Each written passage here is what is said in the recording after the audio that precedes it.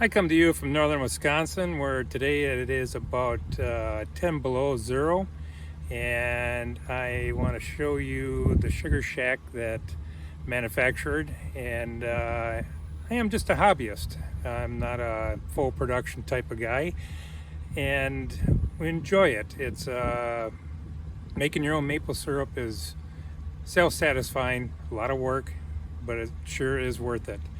So dating back to my days back in northern Wisconsin on the dairy farm, my parents and siblings, we all gathered together, and every springtime we would go out in the woods, tap maybe 25, 30 maple trees, and then we would take and fill up the buckets, basically 5-gallon buckets, and then haul them back over to the back end of our 1953 Willys Jeep truck. There we would pour it into old milk cans. So one thing about being out in the woods is you do a lot of tripping. The snow is high, and there's branches and twigs and etc. That you trip over, ice, but it's the challenge behind it. But once we accomplished that, getting it back in the 53 Willys Jeep truck, we would bring it over to the farm and then pour it into like a 15-gallon pan, and the pan sits on top of an old wood cook stove. And that old wood cook stove, we would heat it up with your assortment of different firewoods, and we would have to let that boil down to a certain point.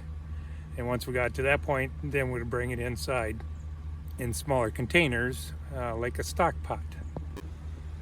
And the structure right here, I forgot to mention, like I said, it was about $1,400 to fabricate and manufacture. As you can see on there, it's a lot of galvanized old tin that I took off from an old lean-to on a barn over at the farm. Electric power poles that I used. Inside the wood that we used there were from old road signs. So those were 4x6s.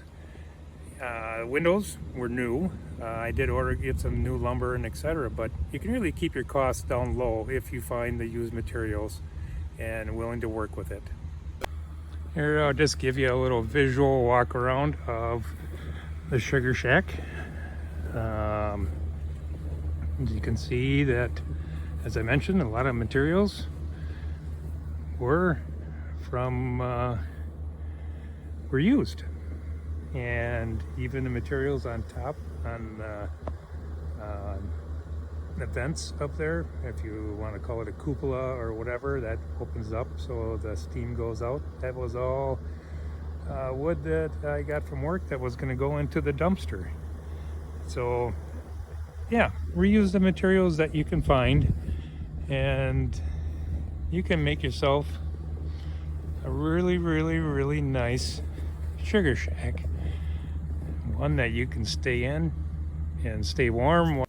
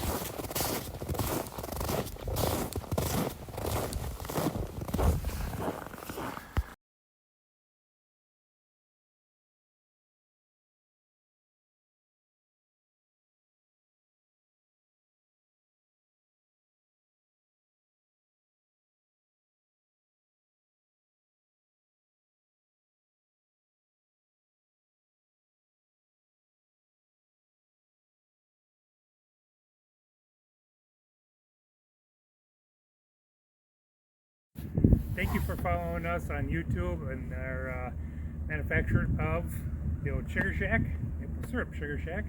For more information, see the email attached. Thank you. If you like what you saw, please subscribe to the YouTube channel. Thank you.